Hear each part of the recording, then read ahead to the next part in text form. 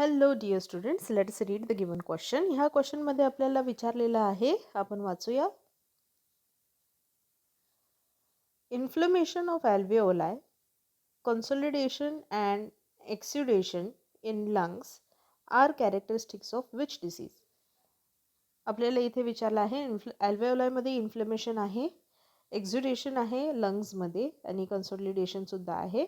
आणि हे कशाचे कॅरेक्टरिस्टिक्स आहेत हे आपल्याला इथे विचारलं आहे. तर इथे की कन्सेप्ट आहे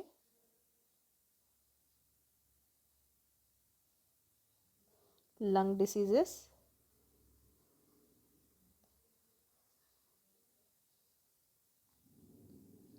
आणि यामध्ये आपण बघत आहे आपल्याला सिम्पटम दिले आहेत, आपण ते लिहून घेऊया. इन्फ्लेमेशन ऑफ अल्व्हेओलाई, त्यानंतर आहे कन्सोलिडेशन आणि मग आपल्याला सांगितलं आहे एक्झुडेशन. आणि हे जे आहेत हे कंडिशन्स जे आहेत जनरली आपण इन्फ्लेमेशन कंडिशन जेव्हा बघतो जी लंगमध्ये होत आहे ती अफेक्ट करते द अल्व्हेओलाई, तर मग त्याला आपण म्हणणार आहे न्यूमोनिया.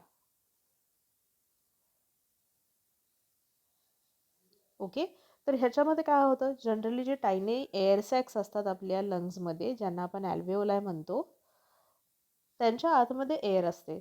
आणि instead of air, if this space containing air gets filled up with any other substance than air, जसं की for example it can be get filled with water or it can get filled with blood in case of injury, in case of drowning it can get filled with water, किंवा इथे आपल्याला म्हटलं inflammation, in this case it can get filled with पस also. Okay, तर हे जे आहे inflammatory सेल्समुळे तिथे फ्लुइड अक्युमुलेट झाला आहे.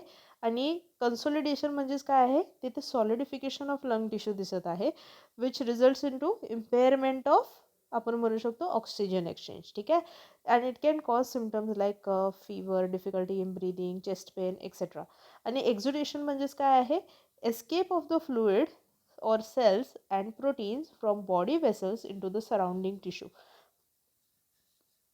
तर आपण तेच म्हणत आहे की ह्याच्या सराउंडिंग टिश्यूमध्ये खूप सारे ब्लड वेसल्स आहेत ज्याच्यातून त्याचे सगळे फ्लुइड जे आहेत त्या सराउंडिंग टिश्यूमध्ये भरून जात आहेत. तर त्याला आपण ह्या सगळ्या तिन्ही कंडिशनला आपण काय म्हणत आहे, न्यूमोनिया.